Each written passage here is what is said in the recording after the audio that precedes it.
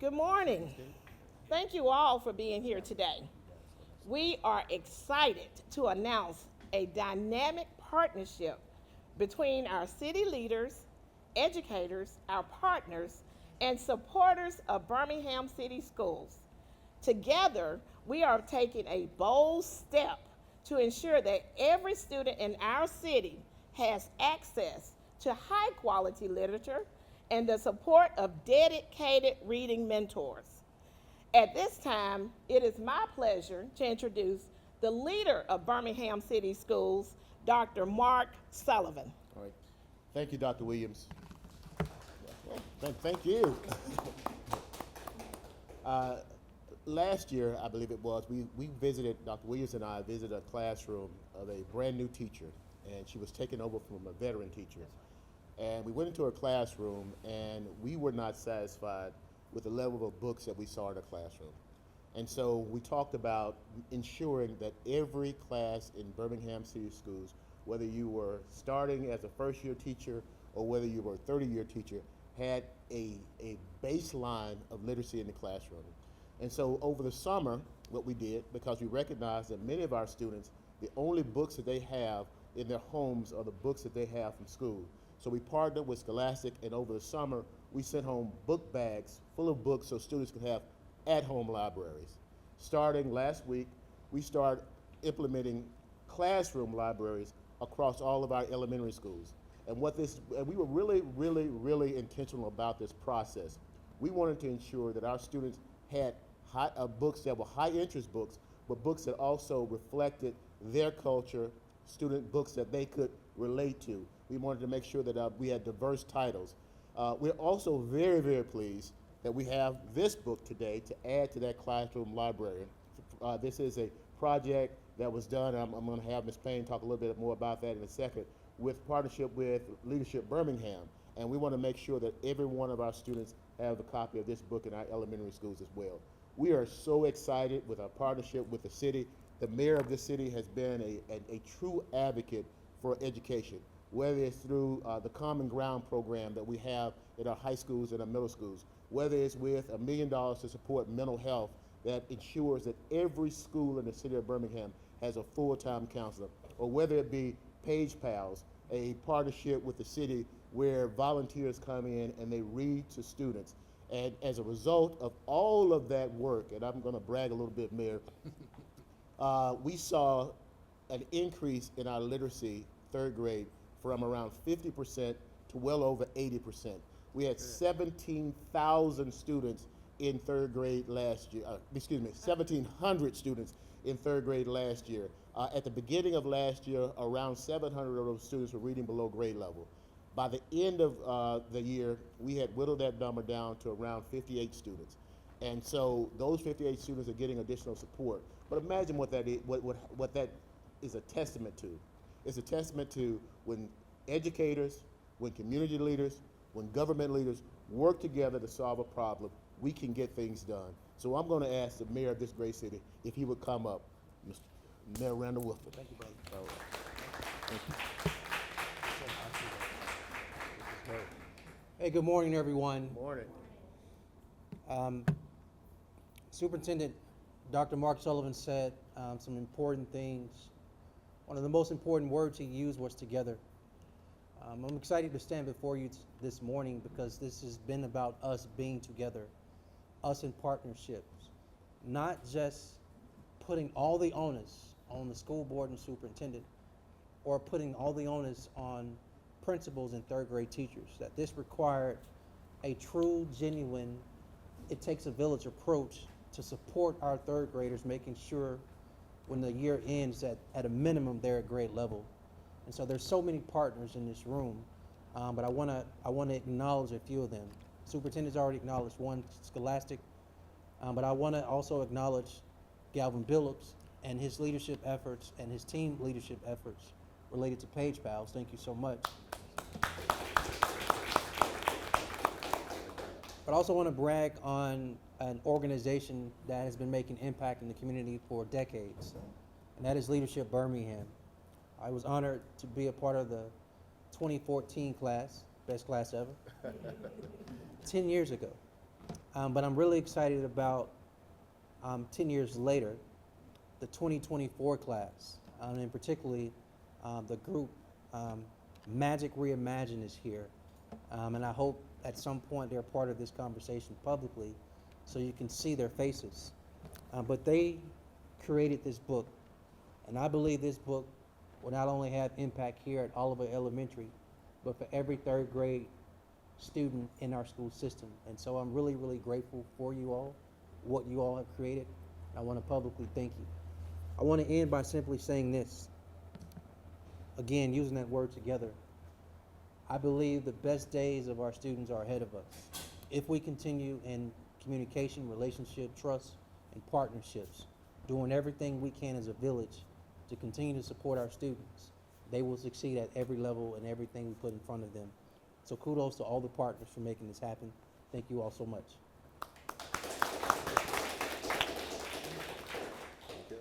Thank you. Well, good morning.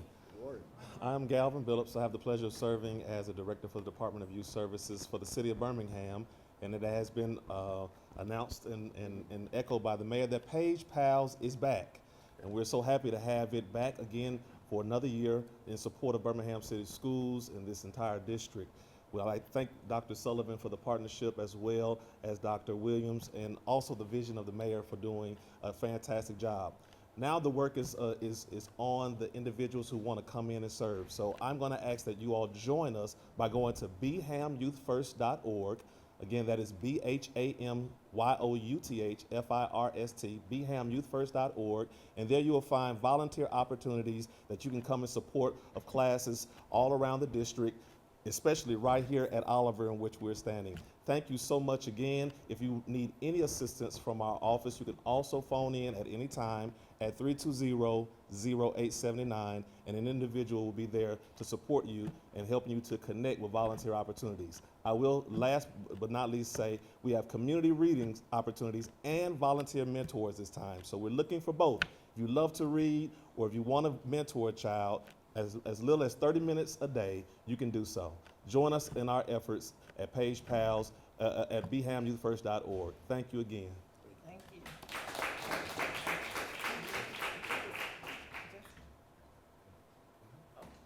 That was Jessica. So at this time, Leadership Birmingham, you're next. Good morning. I'm Jessica Payne, and I'm representing our team from Leadership Birmingham. You got to hear a little bit about it, but I'm sure many of you are familiar with the organization, Leadership Birmingham. The past 40 years, this group has been helping shape the city's leaders by exposing them to some of the critical issues like education, higher ed, the K through 12 education, but also healthcare, workforce and economic development. Our team was very inspired as we went through last year's cohort.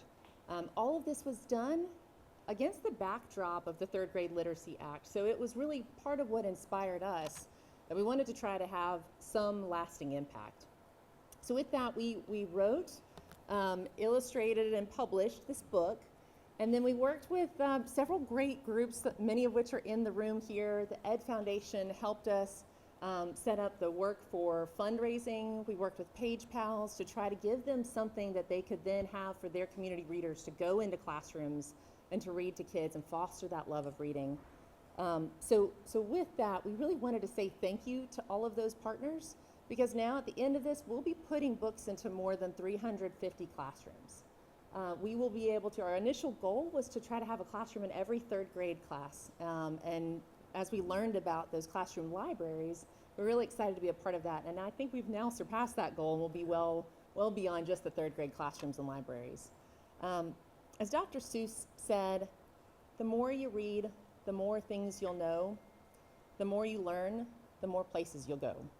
So we just really wanted to be a very small part of helping our Birmingham City School kids read, learn, and grow. And we wanted to thank everybody here for their support to make that happen. As you can see, this initiative is about more than just books. It's about creating lifelong readers, cultivating curiosity, and empowering our young people, Birmingham City Schools young people, to succeed in and out of the classroom. So let's hear a little bit more about these classroom libraries. We have with us today Mr. Harold Edwards. He is the Senior Vice President of Strategy and Solutions with Scholastic Education. Thank you. Thank you.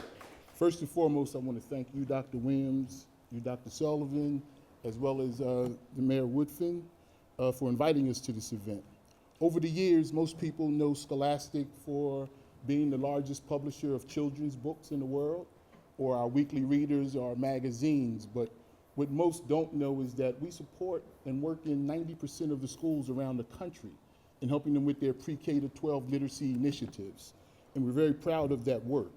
Our commitment to having people understand that what we do with regards to making sure that classrooms reflect all students, emphasis on all students, providing them with an opportunity to see themselves through mirrors, see others through windows, and see the world through opening doors is at our core. And so what is going to happen is that you'll find in every elementary school classroom, there are going to be collections inside. And with those books, those students are going to see themselves. Those students are going to hear stories and read stories that are relevant to them, that relate to each and everything that they do. And the district also did something that I want to commend them for, was that most students don't have an opportunity to have books in their homes. So over the last several years, they've been providing students in the elementary grades with books for their homes to help build their home libraries.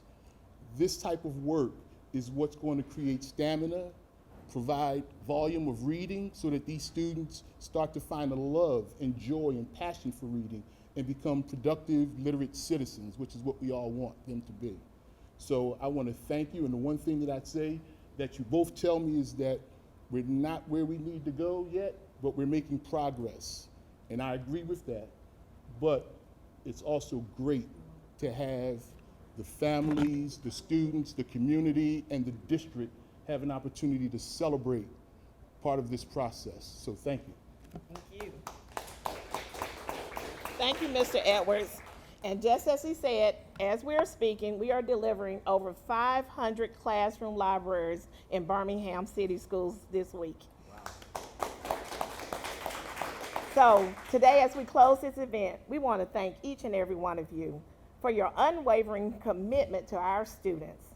It's clear that through this collaboration, we are creating a brighter future for our children because we're setting a foundation of literacy that's built on community. Thank you. I want to ask Tommy to come up and he kind of navigate the question asking part. Now we're doing classroom reading first. I think at this time we're going to go do some classroom reading. We'll have time for questions after that. That's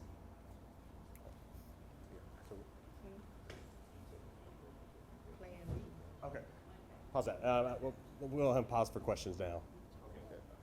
Any questions about the reading initiative? So just to be, we've made major strides with those ACAP reading scores. Can you just talk about the importance of continuing initiatives like this to just boost those numbers even higher? And I think we've done a great job so far. So one of the things that we haven't really talked about is that we not only test our third graders, but we test our second graders as well.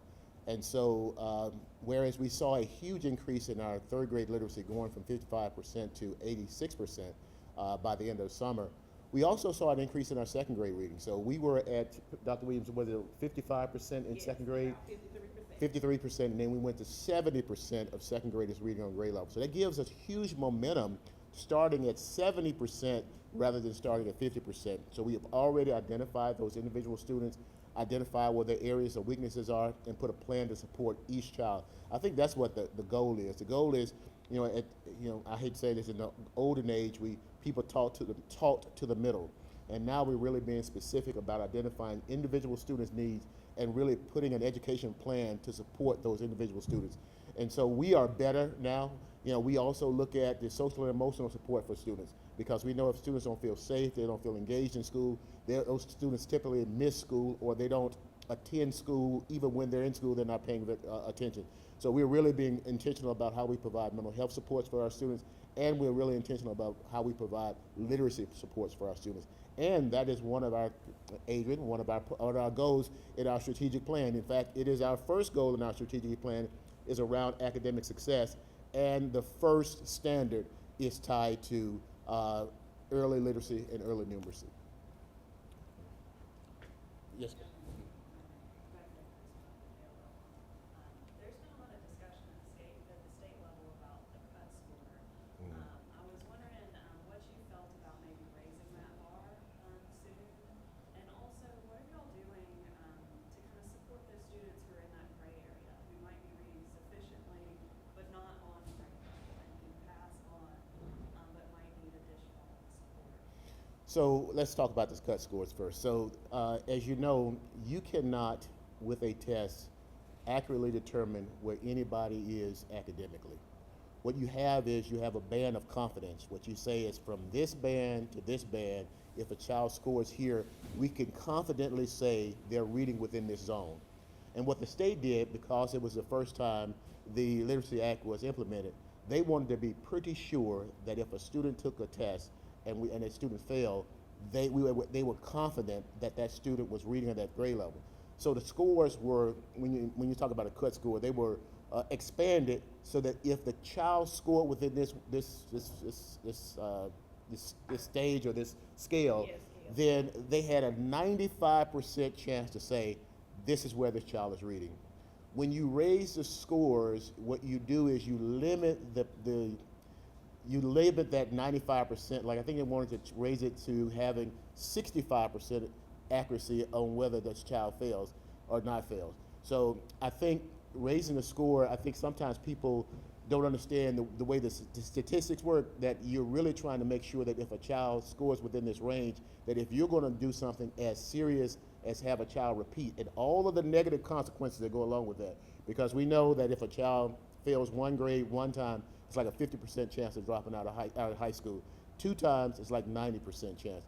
And so we want to make sure, and the state wanted to make sure, that if a child met this score, then this score really indicated that this child had a reading deficit. Your next question was around those students who are in that gray area. So we, starting next week, and over the last 3 years, we've had what we call intersessions. And so within intersessions, we identify students, as I said earlier, to find out where their specific areas are, and we have teachers that are working through intersession to provide an additional week of learning in the fall, additional week of learning in the spring, and additional weeks of learning over the summer. Our goal is to take a 180-day calendar that the state provides and push that to closer to 200 days of instruction for our students.